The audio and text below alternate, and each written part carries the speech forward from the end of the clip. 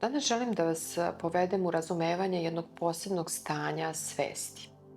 Stanje intuitivnog toka. To nije tehnika. Nije ni metoda. To je prostor u vama koji postoji oduvek, samo treba da mu se približite. Intuitivni tok je ono stanje kada ne znate unapred šta ćete da stvorite, ali se u telu javlja jasno da. Osjetite se živo, prisutno, povezano. Nema plana, nema kontrole, ali ima duboke sigurnosti u ono što nastaje. Vreme postaje nebitno, prostor se širi i vi ste samo tu, prisutni. Prisutni u dopuštanju da se neočekivana magija desi. Za razliku od racionalnog stanja koje često dolazi iz potrebe da nešto ispravno uradite, da zadovoljite kriterijume, da isporučite rezultate, intuitivni tok vam dozvoljava da budete u stvaranju bez potrebe da znate kuda vodi. Nema ocenjivanja, nema popravljanja, samo dopuštanje. Kada stvaramo racionalno, glavni glas vodi ego. Planiramo, analiziramo, merimo, upoređujemo, pokušavamo da se uklopimo u nešto što već postoji. A kada stvaramo intuitivno, vodi nas nešto dublje. Tihi unutrašnji impuls. Taj glas koji ne viče, ali uvek zna. A sada, kako ući u to stanje?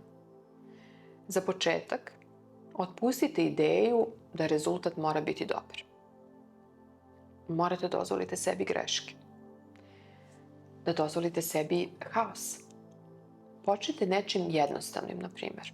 Povucite liniju na papiru, napišite rečenicu bez značenja, pokrenite telo bez koreografije.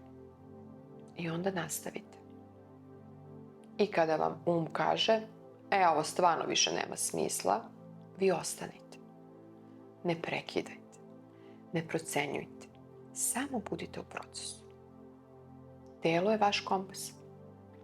Ako nešto klikne, osjetit ćete lakoću, toplinu, možda čak i osmeh koji se pojavi bez razloga. Ako nešto ne leži, možda se javi napetost, zatezanje, osjećaj da nešto ne ide. Morate da osluškujete signale. Oni su u stvari taj putokaz. I završite kada osjetite da ste za sada rekli sve. Ne ranije, ani kasnije.